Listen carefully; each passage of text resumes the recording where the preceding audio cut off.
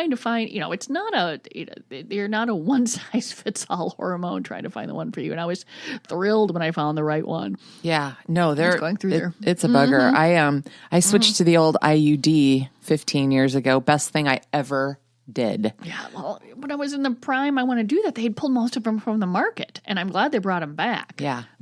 But about 11 years ago, because of the bad cramps, I've talked about this with other folks. I had the ablation, so no lining, no place for anything to stick. So that's perfect. Fine. Woo, that'll work. That'll work. No periods either. Yeah, love that shit. Well, actually, the IUD can do that for you too. I got the testosterone laced one. Oh my god, it's fantastic. So other medications. Just a quick note: antidepressants. We've talked about that ad nauseum. Beta blockers, opioids, and anti-anxiety meds.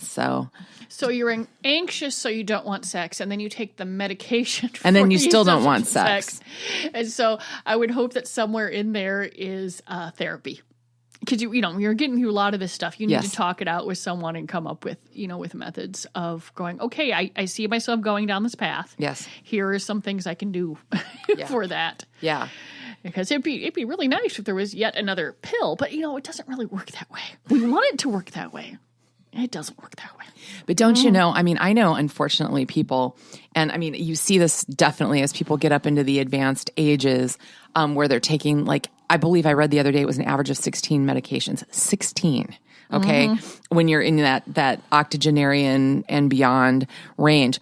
But you find even in the younger, the 50s, there are people that have a pill for this, pill for that, then another pill to counteract the side effects of that pill. And pretty soon it's stop the madness. No wonder. It is incredibly frustrating because I'm just I had, I'm looking at here's what I want to stop. And then I take the drug and I go, and here are all the side effects. And I'm like, okay, this isn't worth it. Yeah. Because I'm just oh my God. Yeah. No. Yeah. So we just had to find different things. You're flipping around there because, there's no zero risk on anything. Right. But you need to take a look at it and really do some research. And I know that, just even taking things as simple as vitamin D. For about 15 years now, it's all about everyone in the northern climate doesn't get enough sunshine, so they don't have enough vitamin D. And now they're thinking, well, maybe we're just fine because regular vitamin D things are lower than we want. So you just got to look at everything. What's an old study? What's a new study? What's going through there? Who's going to profit off of this? I don't mind knowing some of this stuff. I just, but you got to know your body too. I've always been okay, this ain't right. I know when something isn't right. Yep. And I don't I'll take care of it later. Yeah. Yeah. Well, and too, I think everybody's so different. Oh yeah. So different. So it's so hard to say what's going to work. But, you see as many, it seems like you turn on the TV, if there's not insurance commercials for auto insurance, and there's some freaking great commercials on the insurers have really stepped up their humor game, but you're seeing commercials for that. You're seeing commercials for pharmaceuticals. Then you're seeing the lawyers suing the big pharma over the pharmaceuticals. Those are the three things. When I saw that there were commercials for medications to help with opioid-induced constipation. Oh, yeah. That's the one where I went, okay, maybe... That's what we were just talking about. Yeah. And I'm just you've got to be kidding me. Yeah. Those outnumber the Cialis and the Viagra ads now. Yeah. Yeah. But do you ever notice, a lot, even, and another big category that I see a lot, and it just occurred to me that you might say, well, Kelly, what are you watching? But a lot of retirement planning too. So it's I swear to God, they are hitting the baby boomers right now. I know. I have to admit, I know that it's never won any awards. It doesn't do anything, but I happen to be a very large NCIS fan. I love me some Mark Harmon. Oh, yeah. So I don't tend to watch it on TV because it's at a time when I can't watch it. So I'll watch it online. Mm-hmm. And every single one of those commercials is medications or insurance. Yeah. It's every funny. Single one. There is not a single product advertised on that show for someone under the age of 50. I know. That's me. Yep. I'm a Law and Order fan. SVU and all of those. Yeah. Yeah, that procedural, all that stuff. I mean, just, they're sort of fun. And you're like, okay, this is absurd. But it's Mark Harmon and he's sort of hot. Oh, he's adorable. And he seems to be a good person in real life. Yeah. I mean, he and his wife adopting the football player, and he pulled over to someone on the side of the road and helped someone in their car. And you just find out, he does a lot of stuff that you don't hear about until like years later. Just a decent guy. Yeah. Showing up, not worried about, because if he was, particularly, obviously does not take himself too seriously, because he's, sticking with a show that for 14 years where he could probably do, half in a coma. Right. But he's still having fun doing it. So yeah. No, I've never heard anything bad about him. He's got a grip on that stuff. So what I was referring to at the beginning of the show, talking about how British people are so funny, and a lot randier and wilder than we think. 72% of Brits admit to sex in public places out in the open. And okay, so 72. I'm gonna have what? A very good friend married a gal from Great Britain, so now I'm gonna have to ask her. Yeah. Well, yeah, and it's like, give me a break, man. There must be something in those crumpets. I'm telling you. But their most favorite, and we've talked about this before, the most popular location for public sex is gardens, because they've got all those common gardens and things like that. And so there's a kind of a funny article. There's a self-proclaimed sexpert over there that kind of writes this little guideline for basically public sex without getting arrested. So if you want to read it, and it's written, like, some of the quotes in there are so funny. If you just put a British accent to them as you're reading them, it's more amusing. Yeah, I like that. The most important, without breaking the law. I mean, very, very important article. Well, especially if you could, jail time, Yeah. Well, now here in the States, you'd be a sex offender for the rest of your life. So that's true. You gotta be careful about stuff like that. Yeah, we were talking about that last week for sure. Courtesy of our Madam Megan, the Skirt Club article. Did she send that to you as well? She sent it to me. I saved it. I did not have a chance to click on it. Okay. So I'm like, women only sex party? Yeah. Huh? Yeah. Okay. This is really interesting. And it's a long article. We'll post the whole thing on Great Northern Sexcast Facebook page.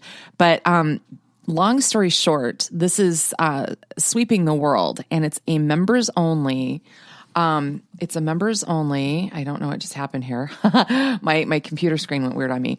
Club that has sex parties, and it's very high glam. It's underground. You have to be vetted to get into it. And there's, when they say vetted, I mean that includes sexual health and background checks and everything else. But a sample that they're talking about is $180 per person party that goes from, like 6 p to 2 a.m. and it's women only. And a lot of the participants, fascinating article, because these take place all over the world: London, Berlin, Melbourne, Sydney, New York, Miami, San Fran. And this one that they're featuring here was LA. Anyway, most of these women are married with kids, but they describe themselves on the Kinsey scale of sexuality between a 0 and a 2, which is completely heterosexual to not unintentionally homosexually interested. And so, which is funny. And the scale goes from 1 to 6. So anyway, yeah. And they're girls that like to play with girls, and it's all night long, and you can wear, somebody was saying she was trying to get ready and looking for sparkly, nipple tape to wear. And, that's your thing. There you go. What do you think? 180 just seems sort of cheap. Yeah. When you think about it, because if you're doing all of that work and you're asking for the venue obviously these are probably high-end venues and all that sort of stuff, and you're trying to, and then the trying to keep the anonymity. That seems rather inexpensive. Yeah. So it seems like a bargain. This group, the Skirt Club, has 7,000 members, and they do 30 parties annually. And yeah, it's pretty interesting. And the gal that started it, her name actually, her last name is Lejeune. And what is her first name? Anyway, she's bisexual. And she said that she got the idea because she was so tired of her ex-boyfriends leveraging her bisexuality to talk her into threesomes with another gal. And so she started this, and yeah. Isn't that interesting? I think it's pretty cool. Okay. No, that means I'm going to have to read the whole thing. It's a good article. Yeah, like I said, it's just been, I'm getting ready for this trip. I have to, I can't imagine there's not too many people that when you get like within the week that you're going on a trip, that your brain isn't half there. Oh, yeah. Yeah. And I'm like, but I gotta read this, but I gotta do this, and oh my God, my cats are, I have to, and then I'm still in it, dealing with the after effects of, Cat taking speed. So, oh my God. How is Cat? She is different, and I'm trying to figure out whether or not, mind altering? Yeah, it might have been. She's actually, much more likely to just come and like sit on me, she's actually a little bit more lovable, which is not bad. Is she still such a terrorist, though? Because she is So the cats, both of them together, yes, there's a tangent to the cats because this is what we do. I walk into the kitchen the other night, and they were both up on the cupboard, which they don't generally go up there. They're not supposed to, and they're usually pretty good about not going up there. They've actually pushed open the bread box, pulled out the half loaf of bread, and we're tearing it apart like they were lions and that was an antelope or a wildebeest. I saw that photo on Facebook. And then I looked over and I realized that I have a little dish, that I put extra little rubber bands and little just ties in. That's like... They pulled them out. And then the next morning I find cat puke all over with rubber bands in it. But really, they were hunched over. it looked just like Marlon Perkins and a kill, and they were attacking the bread. And it was just, I'm like... Seriously, and we had been in the bread. I know it was closed. They pushed it open. I know. I'm like, well, and they just. I have so many questions about that because cats, like my cat doesn't like treats, for example, like cat treats. He likes catnip. Don't you mess with his nip. But yeah, the cats don't eat bread. Oh, no. Many of my friends said that yes, another cat will always attack if they leave they'll bake bread, and if they leave it on a cupboard, will sit on it and start biting it like it's trying to take out its throat. Little bread beast. Another person, and then another one said, yeah, if they leave out a package of like hamburger buns, one of their cats will take a nap on it. Okay, cushy. Yeah. Well, especially out of the oven, a loaf pan. A cat could theoretically fit into a loaf pan and get a warm butt. So I was feeling. I'm like, okay. So this is just different for me. But it really was. I walked in. It was like they were killing a wildebeest on the Serengeti. It was just. Only it was like brown berry multigrain. Mm-hmm. Yeah. Yeah. Okay. Mm-hmm.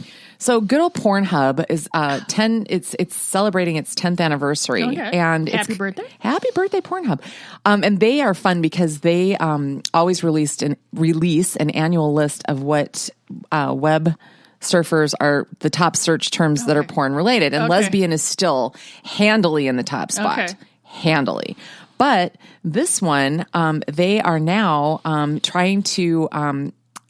They're taking the data on who's watching what and what's popular to publish sort of patterns on porn habits, which quite honestly, who better to do so? Because they've got 10 years of data, 10 million video catalog, 10 million. Think about that. Like, wow.